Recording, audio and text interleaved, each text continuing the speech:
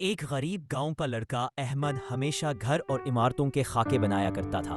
लोग उसका मजाक उड़ाते और कहते कि ये ख्वाब सिर्फ अमीरों के लिए होते हैं। उसके उस्ताद ने उसको हौसला दिया कि ख्वाब एक बीज की तरह होते हैं, अगर मेहनत और यकीन से सेंचा जाए तो वो दरख्त बन जाते हैं। अहमद ने स्कॉलरशिप हासिल की और मेमार आर्किटेक्ट बन गया।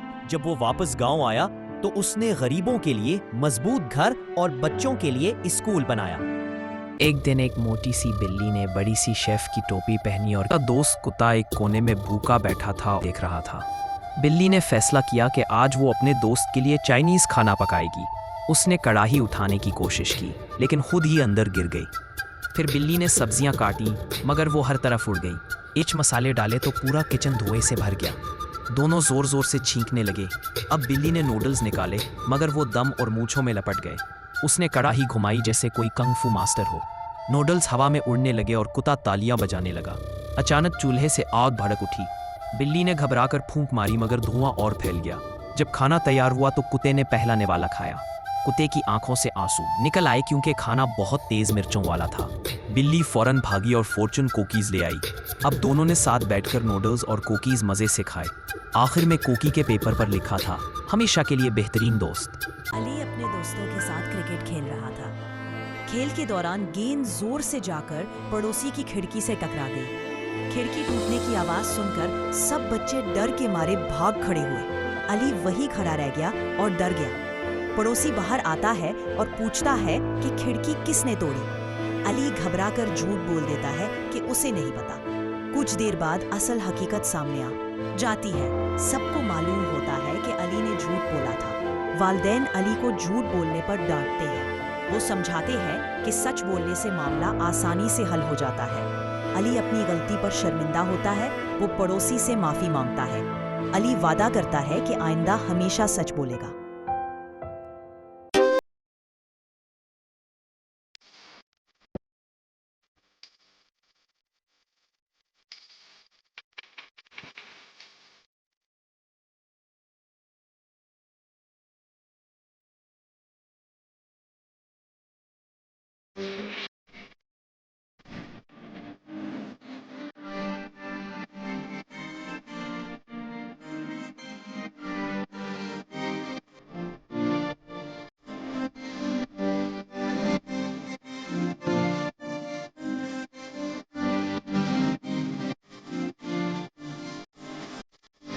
लड़का अहमद बहुत खामोश मिजाज था। लोग समझते थे कि वो कमजोर है और कुछ नहीं कर पाएगा। एक दिन तूफान आया और गांव को बहुत नुकसान पहुंचा। अगली सुबह सब लोग जमा हुए और नुकसान पर बातें करने लगे, लेकिन कोई काम करने को तैयार न हुआ। अहमद ने बगैर कुछ कहे झाड़ू उठाया, सड़कें साफ की, दुकानदार की छत दुरुस्त की और जख्मी पड़ोसी की मदद की। ये देखकर दूसरे लोग भी उसके साथ शामिल हो गए। शाम तक गांव दोबारा संवार दिया गया। गांव के रईस ने कहा, हम सब ने सिर्फ बातें की मगर अहमद ने अमल करके दिखाया। वाकई अमल अल्फाज से ज्यादा ताकतवर है।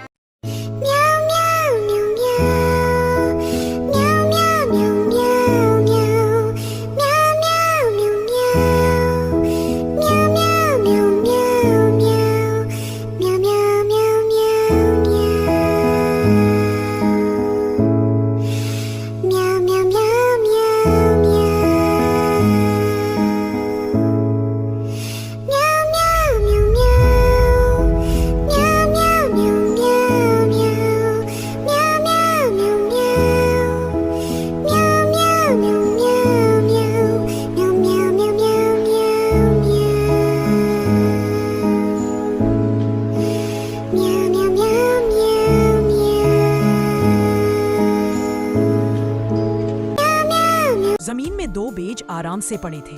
एक बेज ने कहा, मैं बढ़ना चाहता हूँ। दूसरा बेज डरा हुआ था। उसने कहा, बाहर खतरा है। पहले बेज ने हिम्मत की और जड़ें निकाली। वो मिट्टी फाड़कर रोशनी की तरफ निकला। बारिश और धूप ने उसकी परवरिश की। दूसरा बेज अब भी जमीन में छुपा रहा। एक मुर्गी ने जमीन कुरेदा और उसे ढूंढ लिया। मुर्गी ने डरे हुए बेज को खा लिया। सिंड्रेला एक नेक दिल लड़की थी जो अपनी सौतेली माँ और बहनों के साथ रहती थी। सौतेली माँ और बहनें इससे सख्त काम करवाती और खुद मजे करती। एक दिन शहजादे के महल में रॉयल बॉल डांस पार्टी का ऐलान हुआ। सौतेली बहनें तैयार होकर जाने लगी, मगर सिंड्रेला को मना कर दिया गया। अचानक परी माँ आई और जादू से उसके फटे पुराने कपड़े खूबसूरत लिबास में बदल दिए। कद्दू को गाड़ी और चूहों को घोड़े बना दिया गया, मगर शर्त थी कि जादू आधी रात तक खत्म हो जाएगा। बॉल में शहजादा सिंड्रेला पर फिदा हो गया और दोनों ने साथ रक्स किया। आधी रात होते ही सिंड्रेला भाग गई और एक जूता महल की सीढ़ी पर रह गया। शहजादे ने पूरे शहर में इस जूते की मालिक को तलाश किया। आखिरकार जूता सिंड्रेला के पाँव में आया।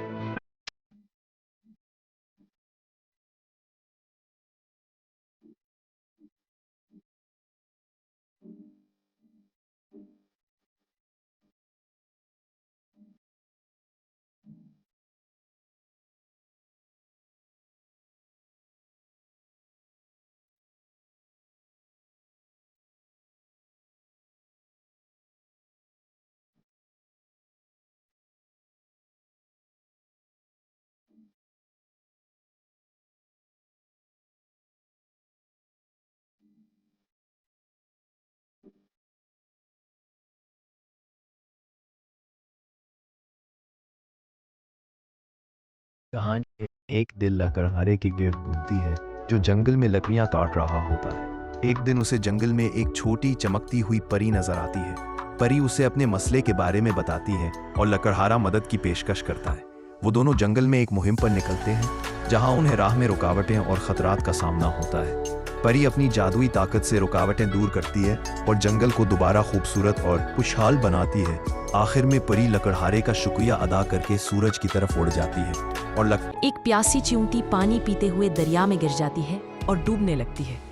एक दरख्त पर बैठा हुआ कबूतर उसे देखता है और फौरन एक पत्ता तोड़कर पानी में गिरा देता है। चींटी पत्ते पर चढ़कर किनारे पर आ जाती है और कबूतर का शुक्रिया अदा करती है।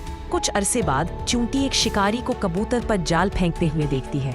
शिकारी कबूतर को पकड़ने ही वो होता है कि चींटी तेजी से जाकर शिकारी के पांव पर जोर से काट लेती है।